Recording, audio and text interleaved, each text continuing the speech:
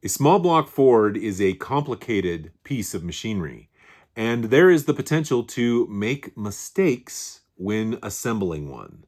In this video, I'm going to go over some basic mistakes, basic simple things that you can avoid so that your build goes smoothly.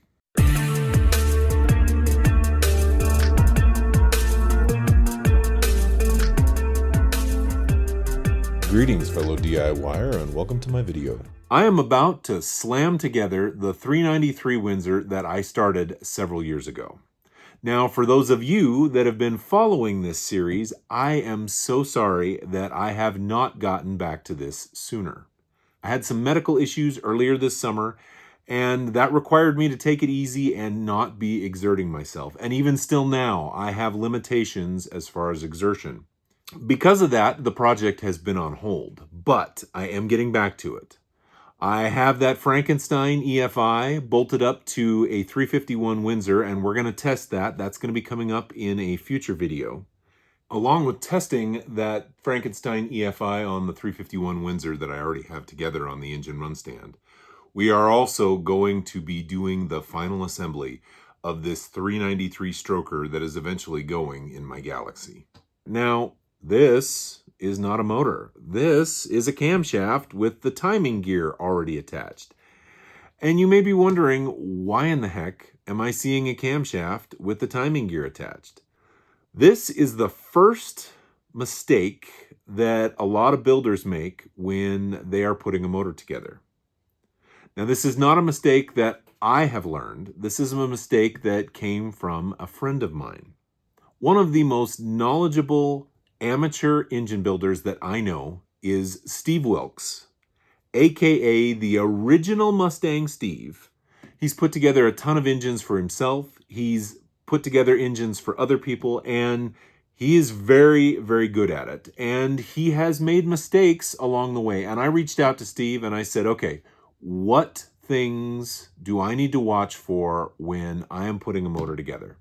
And he said, I have some basic ones for you. If you don't trip and fall on these, you should be good to go. The first thing he said to do is always test fit the cam sprocket to the camshaft. Now, why are we doing that? Well, between the camshaft and the sprocket is a thrust plate. And if it doesn't spin freely, we have a problem. Sometimes in manufacturing, the camshaft is not machined correctly. Sometimes in manufacturing, the sprocket is not machined correctly. Sometimes they're both machined correctly, but they have tolerances that are allowed, and if both tolerances are going the same direction, this plate may not fit. Once you've verified that yes, it does spin freely, you can stick a feeler gauge in there and check for end play. The second thing that you want to make sure that you do is to install the camshaft before you install anything else. Sometimes the camshaft is bent. Sometimes the cam bearings are not quite seated properly, and so there's a little bit of a stick. If I install the crankshaft and then I put the pistons in and get all that put together, and then after the fact, I install the camshaft, if there's a problem, it's really hard to get in there. If I'm trying to remove cam bearings, if I'm trying to even get the camshaft in and out, it's a whole lot harder to address an issue between the block and the camshaft with the crank and the pistons in than it is if you do this first. Third, this is not one that came from Steve, but one that I picked up elsewhere, and it makes a lot of sense. Never lube your camshaft before it is installed. What? That seems like the dumbest thing ever. Well, it's not. When you go to install this, if you put a bunch of lubrication on it, it's going to be harder to handle. Also, there's not a lot of clearance between cam bearings and the part of the camshaft that rides in said bearings.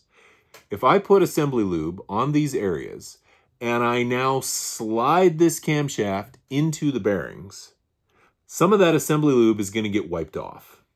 because as this one passes through the first one, and then it passes through the second one, and it passes through the third one, we have all those bearings potentially making contact and removing the assembly lube that was applied here. So the best way to do this is to install the camshaft almost completely. Make it so that each part of the cam that is going to ride in the bearings is just outside the bearing.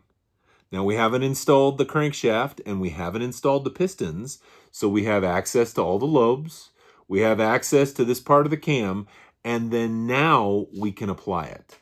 And in doing so, we are getting better coverage, especially on the first two sections of the camshaft, because they're not having to pass through the bearings pre-oiled and having that oil removed.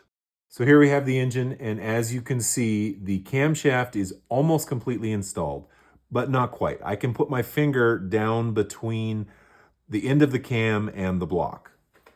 And now is when we come in with our assembly lube and we lubricate everything. The key is the individual places that ride inside the cam bearings. We get all 5 of these. From there, then we can slide the cam into place and can go back and lubricate the lobes. Like I said, it's way easier to deal with a cam that's not slippery, especially if you're guiding it with one hand as you're installing it with the other. And then it does give you the ability to get the max amount of assembly lube between the camshaft and the cam bearings. Steve also told me it's a really good idea to test fit your timing chain before everything is assembled. He said on a 351 in particular, sometimes the block, there is a little bit of interference between the chain and the front of the block. And if we get all this assembled, again, we've put lubrication, we put assembly lube on the camshaft, we've put the pistons in, we've put the crankshaft in. Now we go to install the timing chain and we see that there's an interference. We're having to grind. We're having to use a die grinder or some other way to remove metal, which is putting fine pieces of metal, and it's gonna stick to lubrication. So you want to dry fit everything and double check your timing chain to make sure it clears your block before everything else is installed. Obviously, when installing the camshaft, you got to use the right bolt, you got to use the right retainer, you've got to use the correct pin between the timing set and the camshaft. And if you're using an eccentric to drive the fuel pump, you need to make sure that everything is set up correctly for that. When the timing cover goes on, obviously it's a great time to use some Play-Doh or silly putty to make sure that we are not making contact with the inside of the timing cover. So here we are back at the block, and there is one more mistake that people make, and it actually involves plastigage. Now, I know some of you right now are going, oh, plastigage. You never want to use plastigage. You want to use a bore gauge and with a dial indicator and measure everything. And while that's a true statement, that's a tool that a lot of us don't have. And that's also a skill set that a lot of us don't have. It definitely takes some experience to be able to use that dial bore gauge to get a good measurement and know for sure if you're being accurate. I mean, come on. We are talking 1 to 3 thousandths of an inch, and a mistake in the way you measure can really throw things off. So the mistake that people make, especially if they have a dial bore gauge, is they don't use plastigage. And everybody should use plastigage at the very least on the mains. Now you can go through and use your dial bore gauge and measure each one and make sure that it is set up properly. But that doesn't tell you how this journal relates to this journal or this journal. If that crankshaft is at all slightly bent or not machined correctly, there may be an issue that only happens when all 5 caps are torqued down. So even if you've used a dial bore gauge to check your bearing clearance, it is a really good idea to use plastigage for all 5 main bearings, and you need to torque all of them down at the same time. So this is like mistake and a half that people will make. They'll remove this cap, they'll install the plastigage, they'll tighten it down, and these ones may or may not be torqued down. Really what you want to do is install the crankshaft, install plastigage on all 5 sections of the crankshaft, and then torque down all 5 main caps.